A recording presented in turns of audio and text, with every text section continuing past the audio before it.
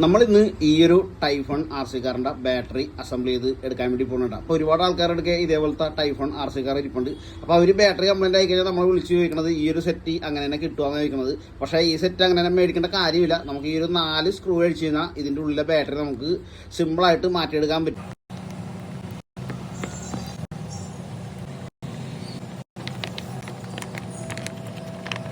ഈ ഒരു കവർ അഴിച്ച് കഴിയുമ്പോൾ അതിങ്ങനെയാണ് ഈ ബാറ്ററിയുടെ ഒരു സെറ്റപ്പ് വരുന്നത്. അപ്പോൾ നമുക്ക് ഈ ഒരു പഴയ ബാറ്ററി കട്ട് ചെയ്ത് തന്നിട്ട് ഇനി പുതിയ ബാറ്ററി നമുക്ക് സെറ്റ് ചെയ്യാം.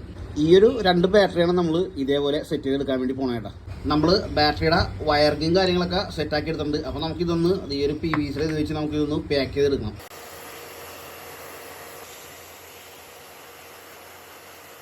ബാറ്ററി നമ്മൾ കവർ ചെയ്ത് സെറ്റാക്കി എടുത്തിട്ടുണ്ട്. അപ്പോൾ നമുക്ക് ഈ ഒരു കവറിലായിട്ട് ഈ ബാറ്ററി ഒന്ന് സെറ്റ് ചെയ്യാം. ബാറ്ററി നമ്മൾ ഇതിൻ്റെ കവറിലൊക്കെ സെറ്റ് ചെയ്ത് സംഭവം നല്ല അടിപൊളിയാക്കിയിട്ടുണ്ട്. അപ്പോൾ നമ്മൾ പുതിയ ബാറ്ററി ആദ്യം നമ്മളൊന്ന് ചാർജ് ചെയ്തിട്ട് വേണം ഉപയോഗിക്കാനായിട്ട്. അപ്പോൾ നമുക്ക് ഈ ബാറ്ററി ഒന്ന് ചാർജ് ഒക്കെ ഇടാം. ആദ്യം ചാർജ് എടുക്കണ്ട ബാറ്ററിക്ക്. നമ്മുടെ ബാറ്ററി ഫുൾ ചാർജ് ആയിട്ടുണ്ട്. അപ്പോൾ നമുക്ക് ഈ പുതിയ ബാറ്ററി ഈ വണ്ടിയിലൊന്ന് സെറ്റ് ചെയ്തിട്ട് വണ്ടിയുടെ പെർഫോമൻസ് എങ്ങനെയുണ്ടെന്ന് നമുക്കൊന്ന് ചെക്ക് ചെയ്ത് നോക്കാം.